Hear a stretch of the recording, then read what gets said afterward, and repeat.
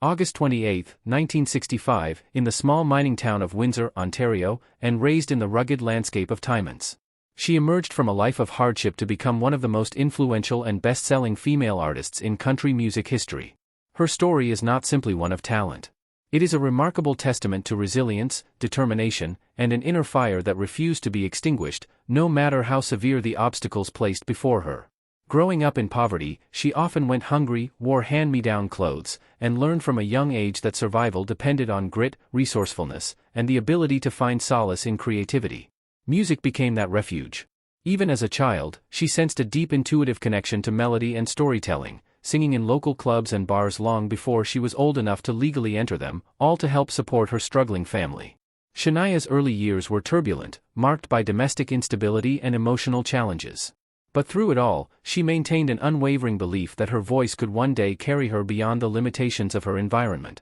After the tragic loss of her parents in a car accident when she was just 21, she suddenly became the guardian of her younger siblings. Instead of pursuing stardom immediately, she put her dreams on hold and took a job singing at the Deerhurst Resort in Ontario to provide stability for her family. This period showcased not only her vocal skill, but her immense personal strength, the ability to sacrifice her own ambitions to protect the people she loved. Her big break came when she signed with Mercury Records in the early 1990s, adopting the stage name Shania, meaning on my way in Ojibwe, a fitting symbol of her future trajectory. Her debut album, while modest in commercial performance, caught the attention of producer Robert John Mutt Lange, who recognized her extraordinary talent. Their creative partnership and eventual marriage ignited a musical revolution. Together, they crafted the groundbreaking album, The Woman in Me, 1995, which fused pop, rock, and country into a bold new sound that redefined the genre. Hits like Any Man of Mine, Whose Bed Have Your Boots Been Under, and You Win My Love transformed Shania into a rising force in Nashville and beyond. But it was Come On Over, 1997, that changed everything. The album became a cultural phenomenon, ultimately becoming the best-selling studio album by a female artist in any genre and one of the highest-selling albums of all time. With chart-topping singles like Man I Feel Like a Woman, You're Still the One, and From This Moment On, Shania not only dominated the charts, but also shattered stereotypes about what country music could look and sound like. Her music videos became iconic, her fashion sense bold and trend-setting, and her voice a symbol of empowerment for millions worldwide. She built an artistic identity around confidence, independence, and authenticity, messages that resonated with listeners far beyond country music's traditional borders. Even at the height of her fame, challenges continued to follow her.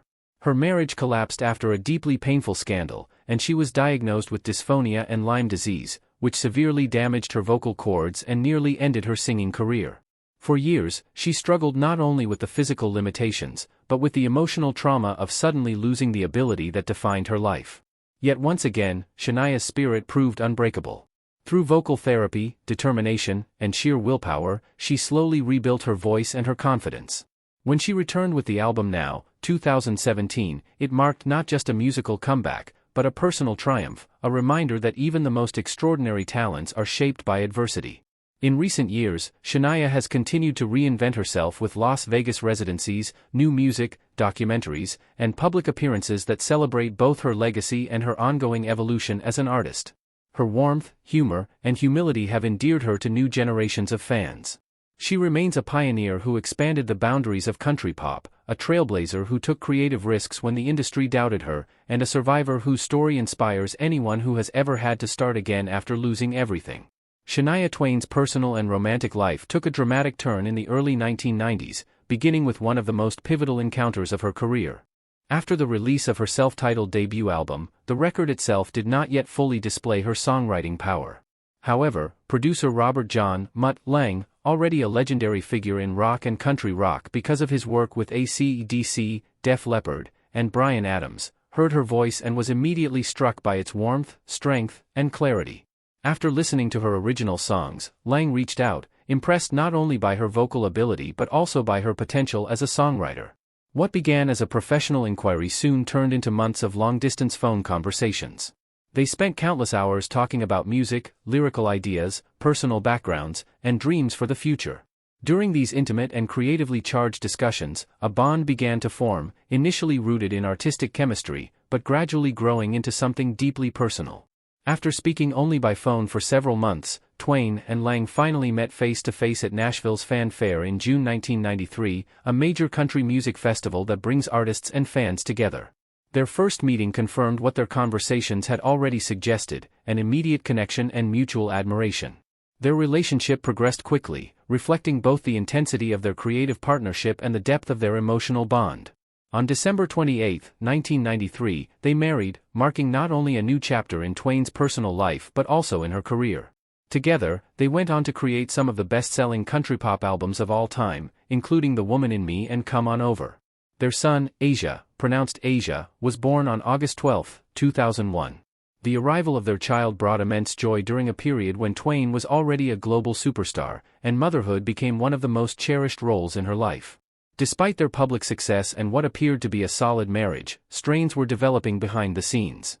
On May 15, 2008, the world was stunned by the announcement that Twain and Lang were separating. The cause was Lang's affair with Marianne Thibault, Twain's close friend and personal assistant, a betrayal that deeply devastated her. The pain stemmed not only from her husband's actions but also from the loss of trust in someone she had relied on within her inner circle. Twain later spoke openly about the emotional suffering, feelings of abandonment, and profound sense of loss that followed. Their divorce was finalized on June 9, 2010, formally ending one of the most famous creative and romantic partnerships in modern music history. From that heartbreak, however, emerged an unexpected and healing chapter. Marianne's former husband, Swiss Nestlé executive Frédéric Thibault, had endured a similar betrayal. Through their shared grief, he and Twain found comfort, understanding, and eventually love. On December 20, 2010, it was reported that Twain and Frédéric were engaged. Their relationship came to symbolize resilience and triumph over personal tragedy, and fans admired Twain for her openness about the emotional journey that led her to love again. The couple married on January 1, 2011, choosing a romantic ceremony in Rinson, Puerto Rico, which marked a hopeful new beginning for the singer. Beyond her personal relationships, Twain has also been known for her lifestyle choices and spiritual interests. She is a dedicated vegetarian, a decision she attributes to both health and ethical reasons, and one that aligns with her deep appreciation for nature and animals, values shaped by her early years growing up in rural Canada. She is also a devotee of Saint Mat, an Eastern spiritual philosophy centered on meditation, inner peace, and moral living. Twain has often credited these practices with helping her maintain balance through the intense highs and lows of fame, illness, and personal relationships. In 2010, motivated by compassion and her own difficult childhood, Twain founded Shania Kids Can, a charitable organization designed to support children facing significant hardships, including poverty, emotional neglect, and unstable home environments. Recognizing that many vulnerable children fall through the cracks of traditional social assistance systems, she created the program to offer safe spaces, academic help, emotional support, and confidence-building opportunities, reflecting her lifelong desire to give back and make a meaningful difference. Her autobiography, From This Moment On, published on March 27, 2011, gave readers an honest and compelling look into her life. In the book, Twain detailed her traumatic childhood, her rise to global stardom, her marriage and painful divorce, and her health struggles, including a debilitating battle with Lyme disease that temporarily damaged her voice. She also shared her rediscovery of purpose and love. The book became a bestseller and resonated deeply with fans who came to see Twain not only as a superstar, but as a survivor. At 60, Shania Twain is more reflective, more open, and more willing than ever to speak candidly about the moments and influences that shaped her extraordinary life. In a recent interview, she surprised fans by finally revealing the full truth about her long-held admiration for the late Ricky Nelson, an admiration that had quietly influenced her musical instincts since childhood. "I was just a little girl in Timmins, sitting cross-legged on the living room floor, staring at our tiny television," Twain recalled. "And every time Ricky Nelson appeared, something inside her sparked to life. His voice carried a smooth, velvet-like quality, and his presence felt truly magnetic. At the time, she didn't fully understand why, but he was one of the first artists who made her think, I want to do that. I want to make people feel the way he makes me feel." Twain explained that Nelson was not merely a celebrity crush or a fleeting childhood fascination. Instead, he became one of her earliest and most formative musical inspirations, leaving a lasting impression that went far beyond admiration. Growing up in poverty, enduring hardship, and helping raise her siblings after her parents were killed in a car accident, she clung to music as both comfort and escape. "When you're young and going through things that feel far too heavy, you hold on to anything that gives you light," she said. "Ricky Nelson's music did that for me.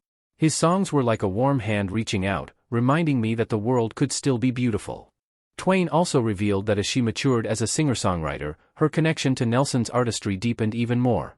She began to truly appreciate his ability to blend genres, country, rockabilly, and pop, into a sound that felt effortless while actually being groundbreaking. He was bold in a quiet way. She said he never shouted about being a trailblazer, yet he was one. He made crossing genres feel natural, and she believes that influence shaped her more than she ever realized. When she later blended country with pop and rock, she felt she was channeling something she had learned from him. For years, Twain kept this connection private, partly out of humility and partly because her own career rose so quickly. But as she reached 60, a milestone she described as liberating, she felt compelled to finally acknowledge the artists who helped guide her. "You get to a certain point in life where honesty feels like a gift you give yourself," she said.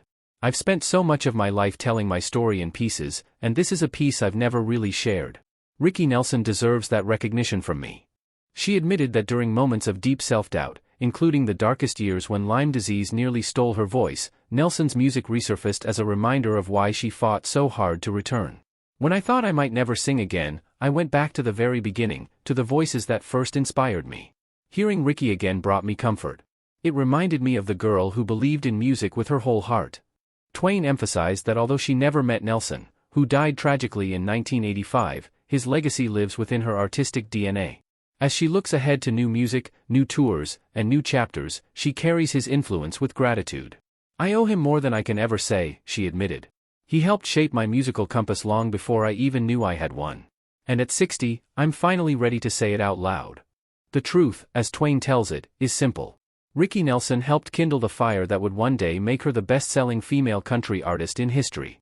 Now, with age granting her perspective and peace, she is giving credit where it has always quietly belonged.